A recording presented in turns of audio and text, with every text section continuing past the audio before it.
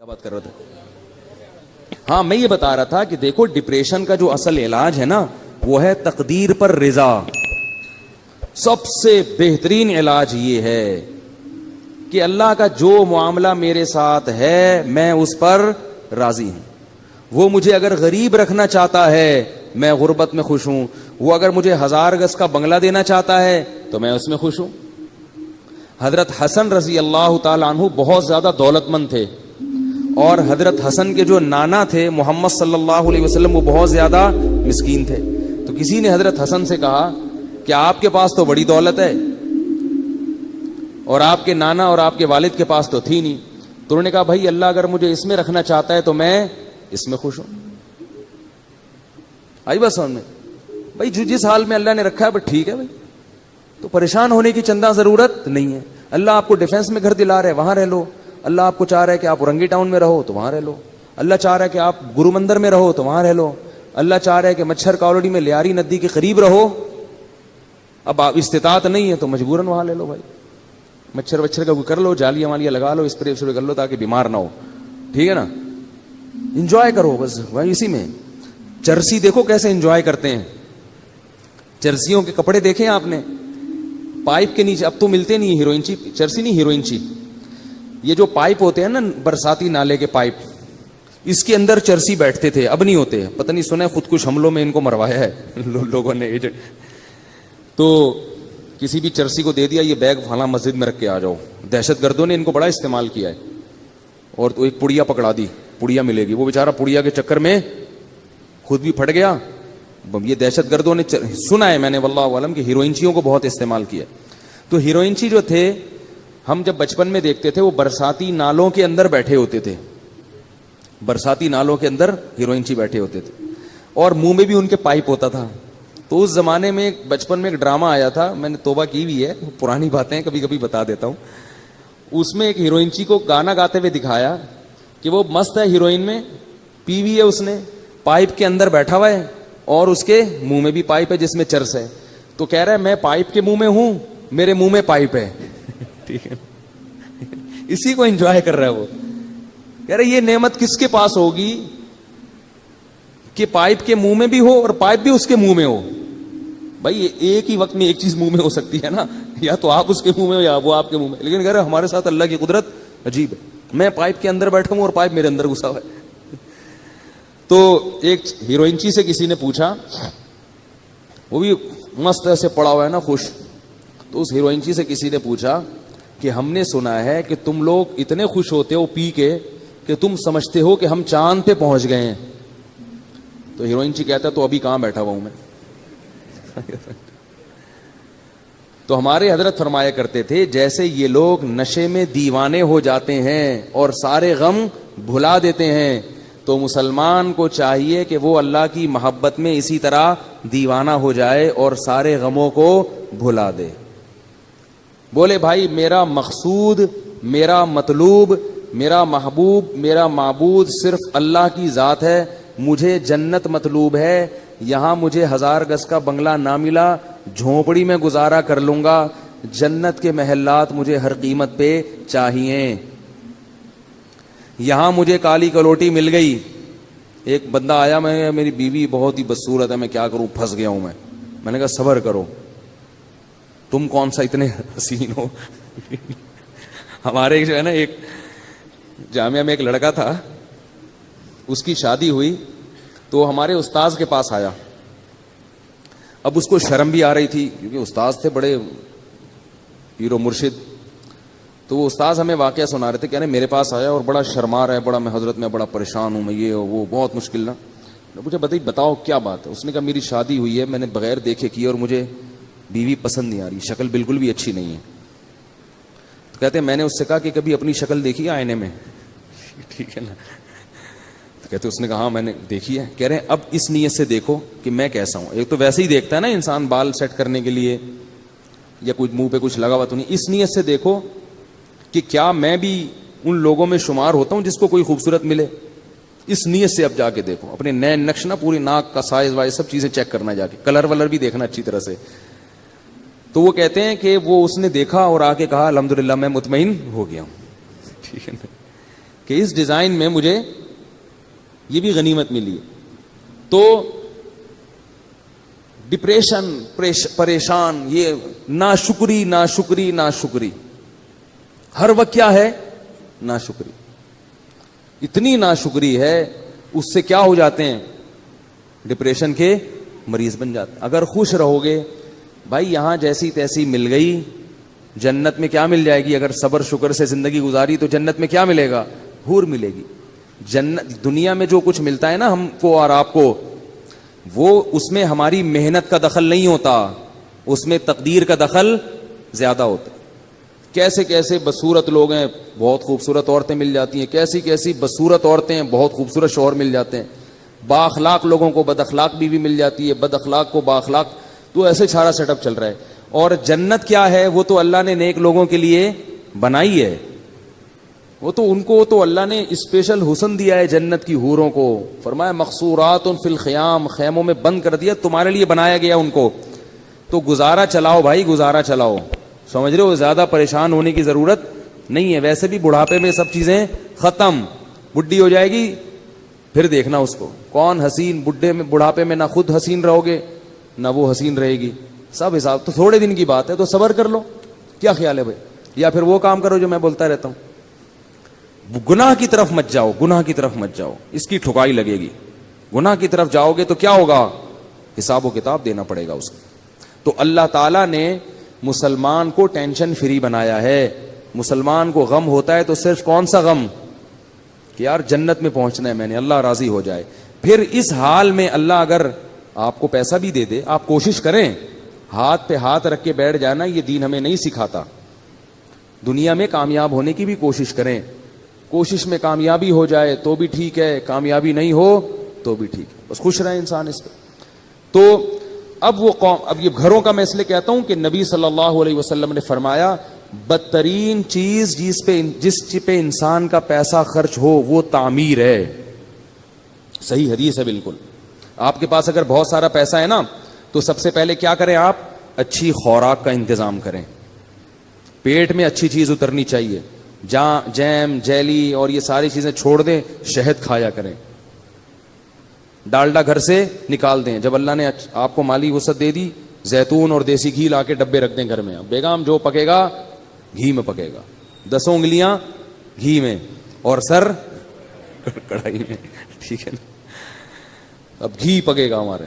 بادام کھائیں. ہمارے حضرت کو اللہ نے غربت میں رکھا تو حضرت کے پاس پیسے ہی نہیں ہوتے تھے کچھ کھانے کے, تو وہ 60 سال حضرت نے غربت میں خوشی میں گزارے. اتنی غربت تھی میرے شیخ و مرشد کے پاس 60 سال کی عمر تک کہ فرماتے ہیں کہ میرے پاس انڈا خریدنے کے پیسے نہیں ہوتے تھے. اور عالم کتنے بڑے تھے؟ دارالعلوم کورنگی کے شیخ الحدیث تھے, سب سے بڑا مرتبہ. کتنا بڑا ادارہ ہے نا دارالعلوم کورنگی. حضرت مفتی محمد شفیع صاحب رحمہ اللہ کے نائب سمجھے جاتے تھے. اور لیکن لوگوں کو پتہ نہیں چلتا تھا آپ کی غربت کا, کیونکہ رہتے اتنے استغنا کے ساتھ تھے نا کہ لوگ ان سے قرضے مانگنے آتے تھے. یہ نہیں کہ غربت میں اپنے پھٹے پرانے کپڑے پہن کے ایسا صورت بنا لی کہ لوگ مولوی صاحب پہ ترس کھا کے پیسے دینا شروع کر دیں. نہ نہ نہ, بڑا استغنا. اور فرماتے ہیں کہ میرا گھر بھی ذرا دور تھا کچی آبادی میں, کیونکہ پیسے تھے ہی نہیں کہ پکی آبادی میں گھر لے لیں. تو فرماتے ہیں میں پتہ کیا سوچتا تھا کہ میں چونکہ بادشاہ ہوں اور بادشاہ ذرا ہٹ کے رہتا ہے, بادشاہ تھوڑا سا, تو کہہ رہے ہیں ہمارا اسٹائل تھوڑا سا کیا ہے, ہٹ کے, خوش رہتے تھے. کہتے ہیں ایک دن کیا ہوا کہ ایک مہمان ہمارے گھر آیا, دال کھلائی ہم نے. پھر کچھ دنوں کے بعد آیا, دال پکی ہوئی تھی. پھر آیا, دال پکی ہوئی تھی. تو ایک دن آگے کہتے ہیں آپ لوگ کیا دال کے علاوہ کچھ نہیں پکتا؟ وہ مہمان بھی تنگ آ گیا نا. تو حضرت فرماتے ہیں کہ اس کے بتانے سے میری توجہ گئی ہے کہ ہمارے ہاں بہت دنوں سے دال پک رہی ہے. اور اللہ نے ان کو اہلیہ بھی ایسی ہی دی تھی, صبر شکر والی. بڑی تعریفیں کرتے تھے اپنی زوجہ کی, وہ ابھی تک ماشاءاللہ حیات ہیں, اللہ ان کی عمر برکت. اللہ فرماتے ہیں کہ مجھے حور بھی مل جاتی تو میں اتنا خوش نہ ہوتا. اللہ نے مجھے ایسی بیوی دلا دی ہے جو ایسی صبر شکر والی ہے جو لاکھوں میں کسی ایک کو ملتی ہوگی, بلکہ کہتے تھے کسی ایک کو بھی نہیں ملی ایسی بیوی. بڑی تعریفیں کرتے تھے اپنی زوجہ کی, کیونکہ انہوں نے کبھی بھی ناشکری, وہ دیکھتی تھی بھائی میرے شوہر غریب ہیں تو جو وہ بھی تو دال ہی کھا رہے ہیں نا, تو ہم بھی دال کھا رہے ہیں, کوئی بات نہیں, اسی پہ گزارا کریں گے. اور ہمارے حضرت کو وہ دعاؤں کی وجہ سے ملی تھی یہ بیوی. ہمارے حضرت کا واقعہ لکھا ہے, وہ بتاتے تھے کہ بچپن میں حضرت کا رشتہ طے کر دیا کسی خاتون سے. اب ان میں حیا بہت تھی, وہ تو پہلے زمانے میں تو نہیں ایسا ہوتا تھا کہ پہلے طے کر لو, ابا کو بتا دو, ابا کرنی ہے کرو, نہیں تو میں جا رہا ہوں.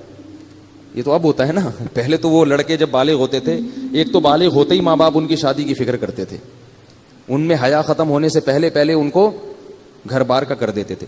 تو ہمارے حضرت کا جب بالغ ہوئے تو حضرت فرماتے ہیں مجھے تو شرم آتی تھی شادی کا نام لیتے ہوئے بھی, ابا نے کہیں ہماری منگنی کر دی, طے کر دیا.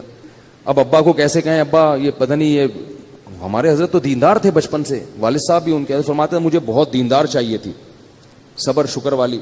تو کہتے ہیں کہ میں نکل گیا کھیتوں میں جا کے چپکے سے سجدے میں گر کے میں نے اللہ سے دعا مانگی, رویا اللہ کے سامنے, اے اللہ اگر تیرے علم میں یہ میرے لیے بہتر نہیں ہے تو یہ رشتہ کسی طرح سے توڑوا دے. زبان کے چونکہ پکے تھے تو خود نہیں توڑنا, زبان دے چکے ہیں, یہیں کسی طرح جان چھڑوا دے یہاں سے, اور ایسی جگہ کروا دے جو میرے لیے بہتر ہو. تو اللہ کی قدرت یہ ہوئی کہ لڑکی والوں نے خود ہی انکار کر دیا کوئی عذر بنا کے. تو پھر حضرت کی یہاں شادی ہوئی جہاں جن کو ہم پیرانی صاحبہ کہا کرتے تھے. تو حضرت بڑی تعریفیں کیا کرتے تھے, اور اتنی ان میں حیا تھی کہ وہ حضرت ان کا فرماتے تھے کہ علماء دعوتیں کرتے تھے تو اس میں لوگ اپنی اپنی اہلیہ کو لے کے جاتے تھے. مفتی محمد شفیع صاحب نے کہا کہ آپ بھی اپنی اہلیہ کو لے کر آئیں. میں نے کہا ٹھیک ہے. میری اہلیہ نے کہا میں گھر کی چار دیواری سے باہر نہیں جاؤں گی. بس جائز ہے جانا, یہ نہیں کہہ رہا کہ نبی صلی اللہ علیہ وسلم بھی اپنی زوجہ کو لے کے گئے دعوت پہ, لیکن ان کا مزاج ایسا تھا بھائی میں گھر میں, مجھے نہیں جانا. تو فرماتے مفتی شفیع صاحب بڑے خوش ہوئے, کہتے جب ہمارے گھر میں ٹیلی فون لگا, حضرت کے گھر میں پردہ ایسا تھا, مزدور 4 مہینے کام کر کے گئے ہیں. ایک مزدور نے کہا یار یہاں کیا جنات رہتے ہیں؟ کیوں بھائی؟ کہہ رہے میں نے 3-4 مہینے اس گھر میں کام کیا, کسی عورت کی آواز میرے کان میں آج تک نہیں پڑی.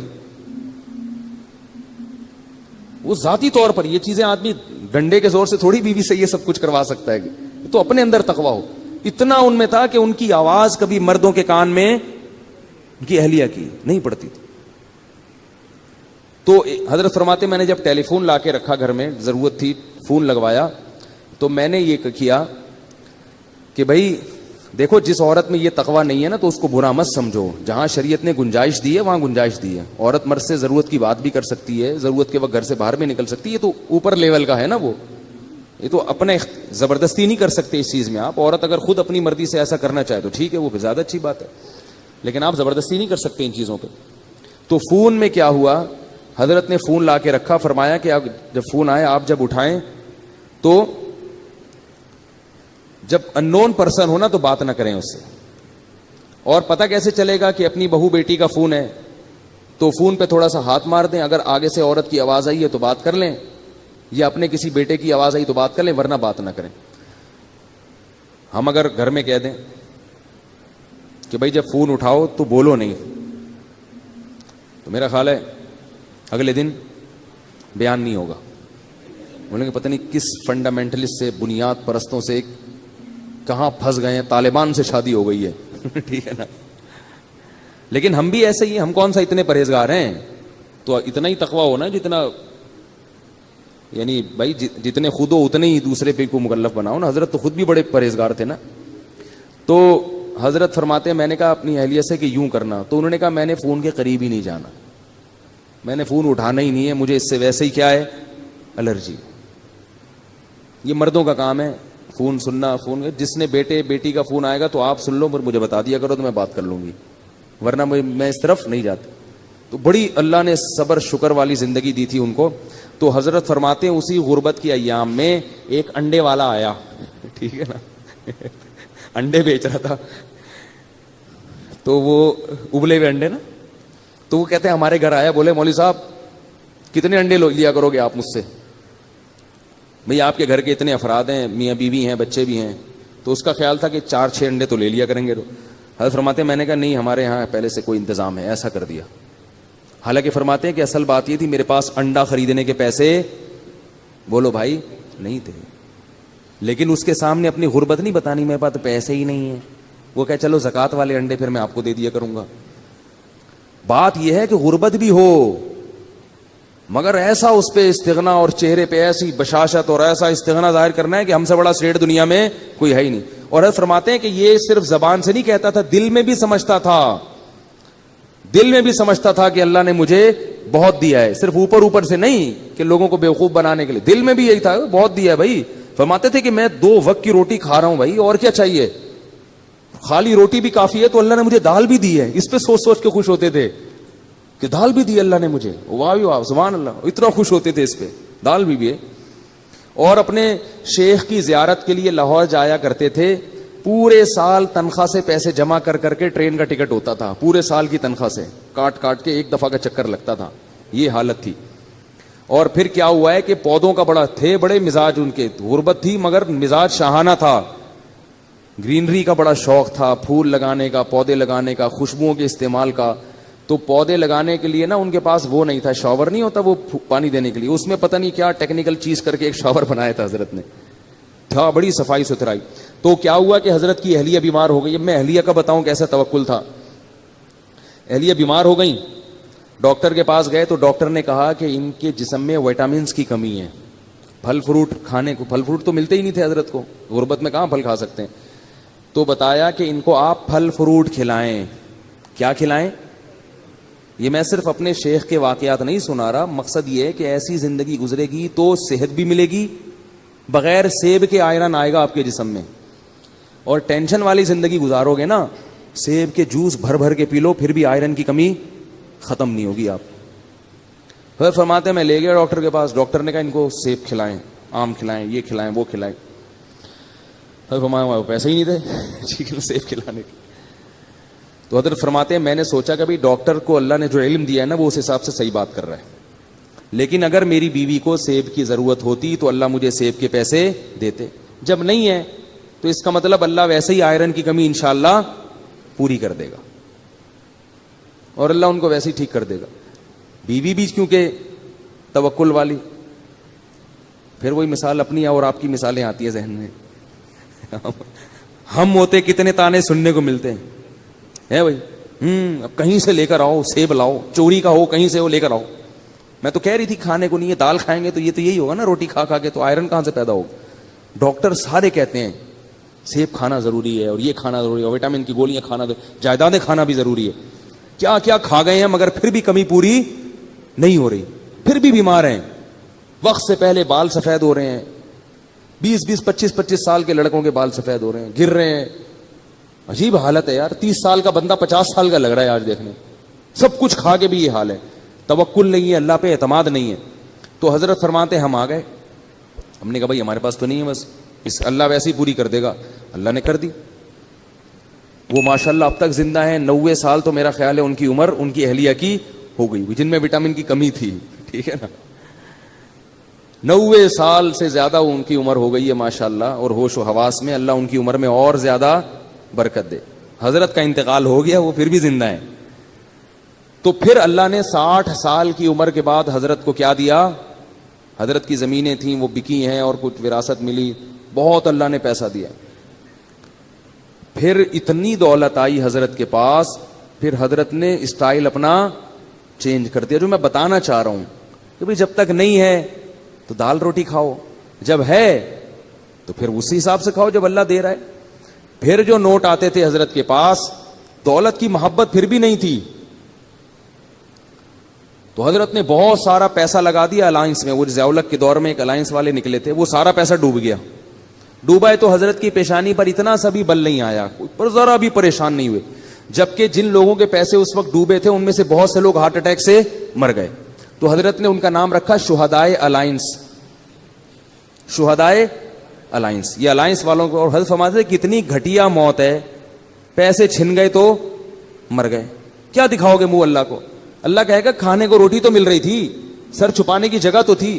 تو حضرت کا بہت سارا پیسہ ڈوب گیا, مگر حضرت پر ایسے ذرہ برابر بھی پیشانی پہ لکیر نہیں آئی. کیوں؟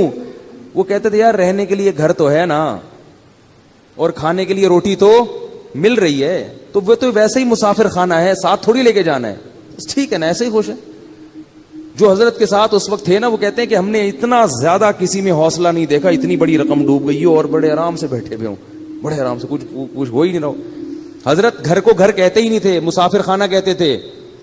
جب سعودی عرب سے آئے ہیں عمرہ کر کے تو وہ گھر پہنچ گئے اپنے, تو جو میزبان تھے نا سعودیہ میں, انہوں نے حضرت کو فون کیا کہ آپ گھر پہنچ گئے ہیں. انہوں نے کہا میں مسافر خانے میں بیٹھا ہوں ناظم آباد کے. پھر 2 دن بعد فون کیا, حضرت گھر پہنچ گئے. انہوں نے کہا ابھی بھی ناظم آباد کے مسافر خانے میں ہوں.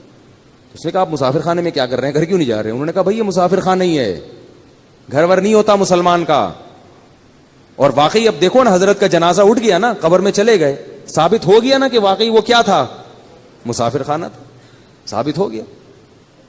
تو ہم لوگ ہیں بے وقوف جو گھر کو گھر سمجھتے ہیں. تو کیا تھا کہ حضرت کو جب اللہ نے دولت دی تو نوٹوں کی گڈیاں رکھی ہوتی تھی اتنی بڑی بڑی, اس میں سے حضرت اپنی ضرورت کے پیسے رکھتے تھے, باقی سارے فی سبیل اللہ صدقہ. اس میں سے گیس کا بل نکالیں گے, جو ضرورت کی چیز خریدنی ہے. گاڑی خریدی حضرت نے, گاڑی کیسی خریدی؟ اب دیکھو پیسہ آتا ہے تو لوگ اپنے اوپر خرچ نہیں کرتے, یہ بھی کنجوسی ہے. وہ بحریہ ٹاؤن میں پلاٹ لے لو, بس پلاٹ لے لو, بس پلاٹ لے لو. ابے بھائی خرچ کرو اللہ کے بندو.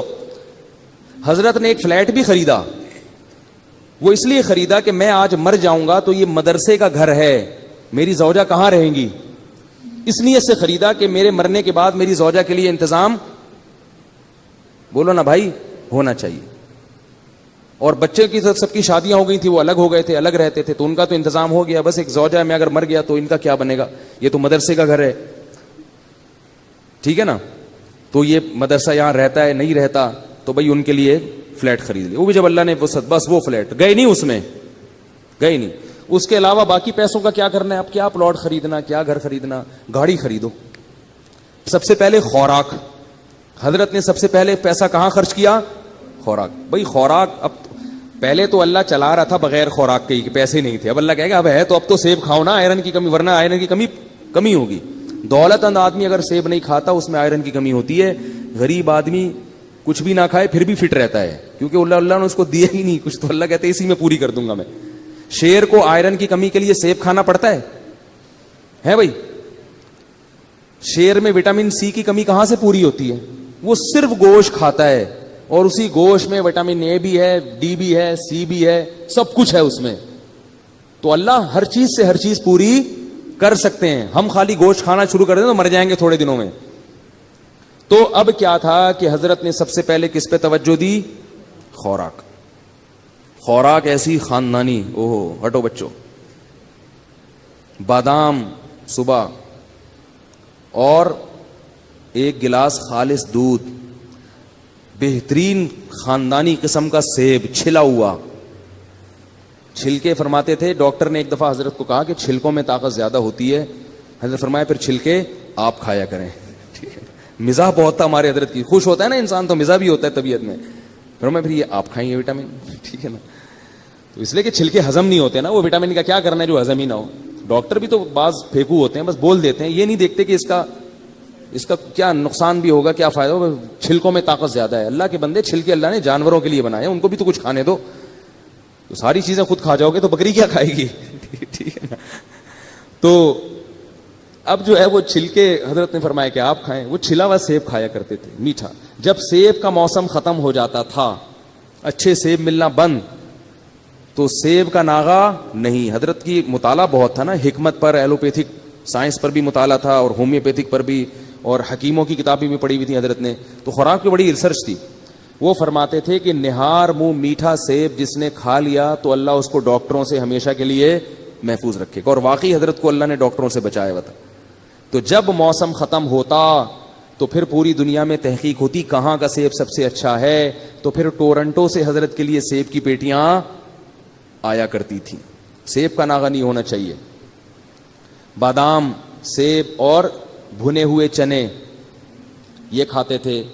اسی طرح میں جب بھی حضرت کے گھر گیا ہوں, کھانا بڑا اسٹائلش دیکھا ہے, وی آئی پی قسم کا خاندانی کھانا تھا. کھاتے بہت تھوڑا تھے مگر کھاتے بہت اچھا تھے. پگڑی بڑی مہنگی تھی. ایک دفعہ میں نے قیمت پوچھ لی تھی, وہ اس زمانے میں بڑی ہزاروں روپے کی پگڑی تھی حضرت کی. حضرت فرماتے تھے کہ سر کی پگڑی اور سر کی ٹوپی کی قیمت آپ کے جوتے سے زیادہ ہونی چاہیے.